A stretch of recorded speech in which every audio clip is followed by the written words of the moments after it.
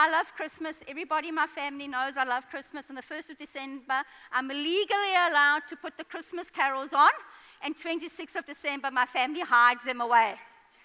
So I relish for the 1st of December, and I'm very depressed on the 26th of December, but even my dogs ask the family to switch off the Christmas carols. But I love Christmas, and normally some people decorate their tree early, some people decorate the tree late, but normally when you decorate the tree, you haven't got a gift to put on front of it yet. It's normally just a tree. And then as people give you gifts, you get all excited, and you put them under the tree, and so on and so on. And I'm quite sneaky, I love to go and look at the gifts, When my sister-in-law used to send my children gifts from America, I used to secretly open up the box, look inside, and then close it up with sticky tape and pretend it was never opened, just to check in what in the big box was for me. But, and then I would then say to the children, you can unpack the gifts and that. And then some years I used to think, oh, well, why are the children getting more gifts than me? I'm quite depressed because I don't have enough gifts under the tree for myself. But it's also my own fault because my family keeps saying, what can we give you for Christmas?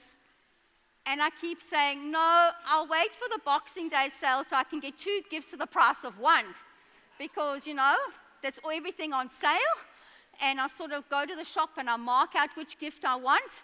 And when the Boxing Day sale goes on, I send Andres out in the traffic to buy me gifts. And he comes back, sometimes with them, sometimes not. But, we often look at the Christmas presents and we'll often say, oh, I wonder if the big gift is mine. Or, if the small gift is small, maybe my husband's decided, well, 1 diamond ring's not enough. Another diamond ring might work, but no, it hasn't proved yet. I've still got a flight to Brisbane in Tiger Air. We haven't upgraded to Virgin Air yet. We're still on Tiger. So, no, the small gifts often prove to be something small, and I just smile and I go on Christmas being a very happy person. But, if I look at the Christmas boxes, I go up to Christmas, I pretend, oh, it's Christmas Day, what box is going to be for me? And I open up this one and I think, oh, no, this one's for Jerry, who's my son. No, not for me. Or I look at this one, oh, somebody gave me Anna Papov's gift instead of mine. She's going to get a gift, not even under her own tree. And she's going to get a gift. And I look at the next gift. And my dog Rhino has got a present, not even his mother, I do have a dog called Rhino. We do have a dog called Rhino. He's a black and white Shih Tzu. And when I call out his name on the walks, people laugh and think he's very cute. And he thinks he's very sexy. He thinks he's the most gorgeous boy. He struts his stuff when we do our walk up Aqueduct Trail. But one year, I did get a gift. And it wasn't in this packaging. It was in another packaging. And I opened up this gift, and I had one little boy in my home smiling, smiling, smiling. And I thought, oh, why is my son Jerry smiling so much, He doesn't smile at his mom that often. And Jared had made me a gift, and he's here today, so he knows about this. And I opened it up, and I thought, oh, Jerry! But I didn't know what it was. I have a picture of it up on the screen, I don't know. So I wasn't sure whether it was a giraffe or a dinosaur or a horse or a donkey. But he was looking at me with expectation, and I looked and I thought, oh, in my head I thought, oh, to be honest, it's really ugly. Where can I put it that he will see that he loves me, but it really is quite ugly, And I thought, oh, he made it when he was in 4-year-old kinder, so I can't say anything further than that.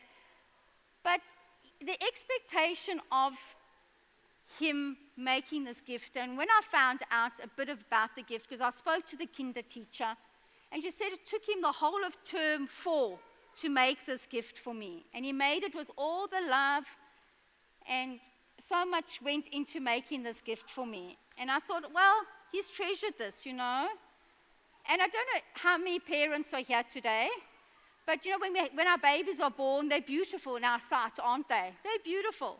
But in reality, they're one of the most ugliest things ever, They dried up prunes. At 5 weeks, my daughter looked like Friar Tuck. She was bald with two in the end. And when I looked at her, when I looked at the photographs a few months later, I thought, oh, newborn babies aren't actually beautiful, are they? But we think they're beautiful when they're born, We love them, we kiss them, we cuddle them, we do everything. But they're actually quite ugly. But in reality, they're a gift to us. And at Christmas time, that's exactly what happens. Christ came as a gift to us. So in the audience, do you guys like getting gifts? Who likes to get a present?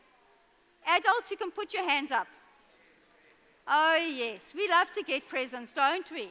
Yes. There's no denying it at all. That we all like to get a gift. And sometimes, if we think about it, Jesus came at Christmas time and he was that gift.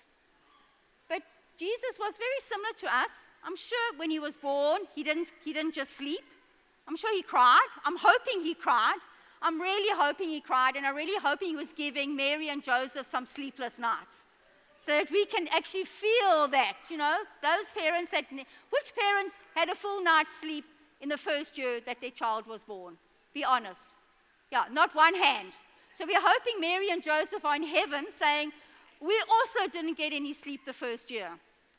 But they loved Jesus. Jesus grew up to be like any other child. I'm sure he had tantrums. I'm sure he scraped his knee. He hurt himself. He had to do jobs in the house. My son's job, although he doesn't like to admit it, he's got to pick up the dog poo.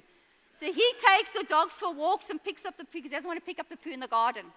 But Jesus also had jobs. He had to pick up all the poo. He had to do everything. And Jesus grew up and he became a man. And then for 3 years he went on earth and he spoke and he ministered and he healed and he performed miracles. And then he died on the cross and he rose again. But Jesus is our gift. That's a gift for us in our life. He is that gift. And Jesus treasures us. He wants us to be a friend. He wants us to have a relationship with him. I tell the kids in kids' church, how can Jesus talk to you 24/7? You don't have to book an appointment with Jesus. He's there for you. You don't have to worry about it. This morning, I was driving my daughter's car, and I'm not used to driving a car. It's a small little car, and it bounces all over the road. And I was praying first that the Lord will get me to Templestowe Baptist Church in a little car, because you press the accelerator, it only goes 20, and if you have to press to 40, it actually feels like you're taking off. So you've got to be very careful. But this morning, I was just praying on my way to church that God would fill this church this morning. And look at this whole church, it's filled. So God, you can talk to him whenever you like. It doesn't matter. He's there for you. He wants to have that relationship with you. And if you've never experienced a relationship with Jesus, just come and talk to me or talk to our pastor Lee. He's an awesome guy. He's the same age as me. He looks older, but he's the same age as me. So when you come to me, you have to say to me, Melisa, you look younger than Lee, and I'll be your best friend for life. But all jokes aside, if you would like to know more about Jesus, I'd love to have a conversation with you. And I don't know if anybody does Facebook. Does anybody do Facebook? Please, I cannot be the only person in this room that does Facebook. Okay, I'm the only person in the room that does Facebook. Everybody knows about Facebook, don't you? I go on Facebook because I have family living all over the world.